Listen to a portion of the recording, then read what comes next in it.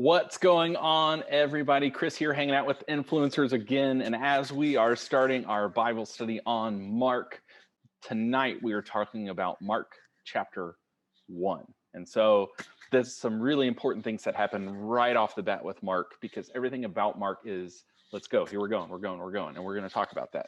But first, I have a question for you guys. If there was somebody in the world that you can meet, like any person that you're like, I really want to meet this person. This is like the person. If I could meet them, yes. Who would that be? I'm curious. Barack Obama. If any of y'all watch Grey's Anatomy, Eric Dane, who also plays Mark Sloan, I would love to meet him. This is kind of random, but maybe Catherine O'Hara. I don't know. She's just like a very sweet person, and I really like stuff that she's been in. I've only seen like 3 things that she's in, but like in like interviews and like behind the scenes, she seems like a really nice person. I'd be like curious to get life advice from her. Is Santa Claus a bad answer? I think that'd be pretty cool to get to meet Santa, not gonna lie. I mean, I guess a replacement to Santa could be Jesus, but I mean, they kind of share the same day, I guess. Oh my gosh. Meeting Santa would be pretty cool. Okay, Santa first. Then no, I wouldn't say Jesus. that sounds bad. But probably Paul. I think it'd be interesting to like see, like, I feel like people who have like had their lives like changed by Jesus like have like really interesting perspective on faith. So I think that'd be interesting. I would have loved to have met Fred Rogers. I would also like to meet Jimmy Fallon. One of mine is Richard Rohr, who is just a really cool priest who has done some really amazing like reflective work in writing. I think he would be fascinating to go hang out with for a bit. And then the very different one would be Banksy, the mysterious artist who has a lot of social commentary in his art or her art. I guess we don't really know. I was going to say there's a lot of people that would like to meet Banksy. Right? So imagine you actually have set up a time that you're going to meet the person or people that you've named. It's actually going to happen. It's going to be awesome. And in fact, you're so excited you can't even sleep the night before. So somehow your alarm doesn't work, you sleep in, and you miss your meeting. How do you feel? I would feel devastated. Like I missed the opportunity of a lifetime. yeah, I'd be pretty upset, especially since I just missed out on meeting Santa Claus. But Deeply upset as well. That would be such a bummer. Yeah, that would suck. I'd feel disappointing because I didn't show up to this guy's meeting and I wasted his time. No go. If I missed my meeting with Barack Obama, I don't know, I just feel like I missed a great opportunity, learning experience, and missed a lot of advice that could have helped me in the future. So it seems like a weird question, but here's why I'm asking it. Because what Mark does is he's pointing out that for a long time, the Jewish people have been waiting for the long promised Messiah, the one who is going to come to fix things, the one who is coming to set things right again, to bring God's kingdom here and now. And so what Mark is saying, and actually says in the opening line of Mark, is that Jesus is this Messiah. And so what he's trying to do throughout the whole gospel is to basically like wake you up and say, don't miss it. This is the one we've been waiting for. This is the one that above anything else, you're like, I got to meet this guy. Well, Santa, then meet this guy.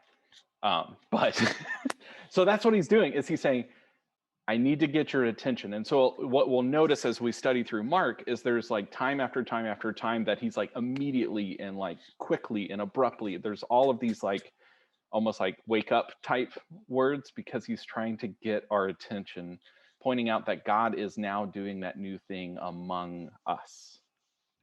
Chapter 1 just didn't seem to flow. Like I went into it thinking that I was going to be reading a story, but it was like bits and pieces of a story. So I felt like I was I had to keep going back. I'm like, did I skip a section or something? As a preface, how was Mark written? Like, what should we expect? Like a format?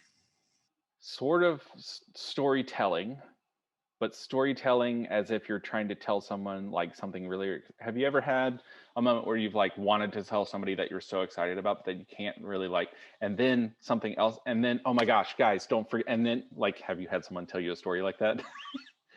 Yeah, it does feel a little jumpy, and it'll always feel a little jumpy, but it's always pushing towards that narrative of like, Jesus is the one we've been waiting for.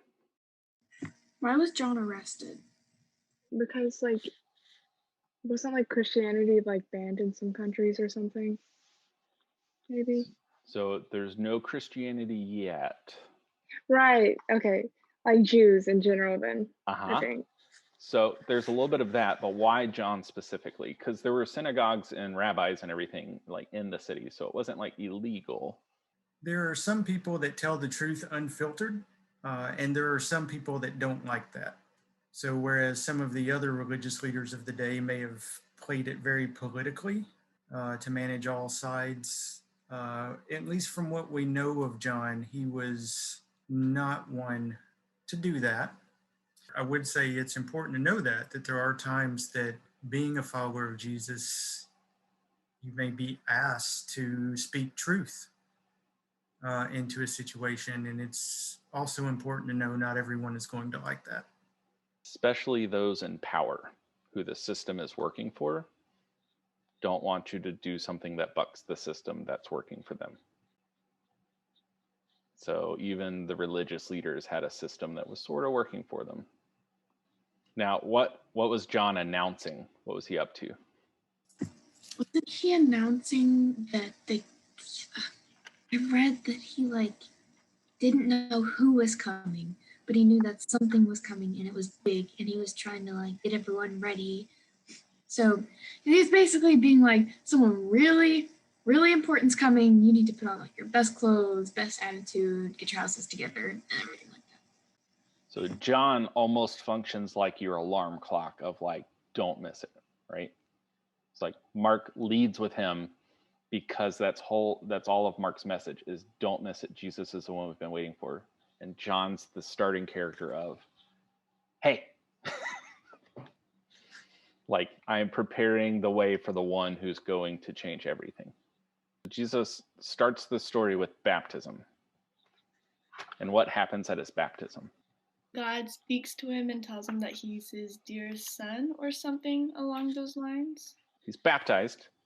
Sky opens up. A dove descends, which many believe is God's Holy Spirit. And then a voice comes from the clouds saying, "You are my son whom I love, and with you I am well pleased." It's a pretty sweet way to enter a story. And one of the reasons baptism is so important to us is because it's one of the things Jesus did. So like, if Jesus says, do this in remembrance of me, like communion, it's probably pretty important. Started with baptism, it's probably pretty important.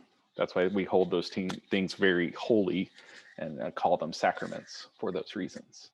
How would you feel if at some point the clouds opened up and a voice said to you, "You are my beloved child in whom I'm well pleased"? Personally, I would be pretty happy. I don't know. I would be very happy that I knew I was doing things right, because a lot of the times I doubt myself and wonder if the stuff I'm doing is, like, if I'm doing the right thing or if I should be doing more or less. And if he said he was well pleased, I would feel accomplished and I don't know, just trustworthy. I don't know. I would feel a sense of approval. I'd kind of be freaked out at first, to be honest. Kind of like in disbelief. I mean, I'd probably like think I'm dreaming or something.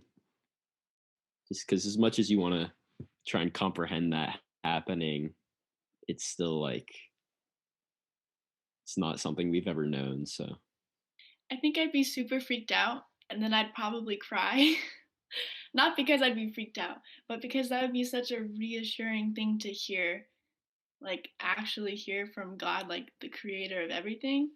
That would be crazy. And like I know that it's true, but like being able to hear that for real, like I'm assuming they mean like audibly, like he audibly heard it. I don't know, like if it's literal or if it's like in his head he heard it. I don't know. But if it was audible, I feel like that would be terrifying and also super incredible at the same time. It seems like it was audible based on all the accounts. Something else that's interesting with this, what has Jesus done up to this point? Nothing, right? He came from Nazareth. Sure. All right. So he walked. And he was born at some point. We don't even get that in this story, right? There's no like Christmas story in Mark. Mark's just ready to go. And the first thing we see Jesus do is get baptized. And I think what's really, really interesting, because in several of the Gospels, Jesus's ministry starts with baptism. And what we kind of can gather from that is that God is saying, you are my beloved child before you do anything. It's not a thing that Jesus has earned. You are. And I think there's something really beautiful about that sentiment of like, you are a beloved child of God, period, which is interesting. I find a lot of hope in that. That it's not just up to me. All right, one other thing in chapter 1 that I want us to think through, because I think it's important. We hear something called the good news. This is also known as the gospel, right? So gospel actually just means good news. What is the good news that Mark is talking about? This is a question that I really struggled with. Literally, from what I read, I think that it just means that Jesus is coming. There's like, period, he's coming. But like diving deeper down, it's like probably a complete change in a lot of people's thinking and the way that they live their lives. The gospel, the good news, was actually like culturally a thing too. So when the governor came to announce something, or like the leaders came to announce something in the Roman world, they would actually call it the gospel as well. Hear the good news of how Rome is helping you, whether they were actually helping you or not. So this word was actually kind of borrowed from there to intentionally contrast the good news of Rome versus the good news of Jesus. I thought it was the good news is that Jesus is coming, and that with him, he's bringing God's kingdom with him down to all the people of earth. And there it is. Guys, I bring you good news. The one we've been waiting for is here, and he's going to change everything.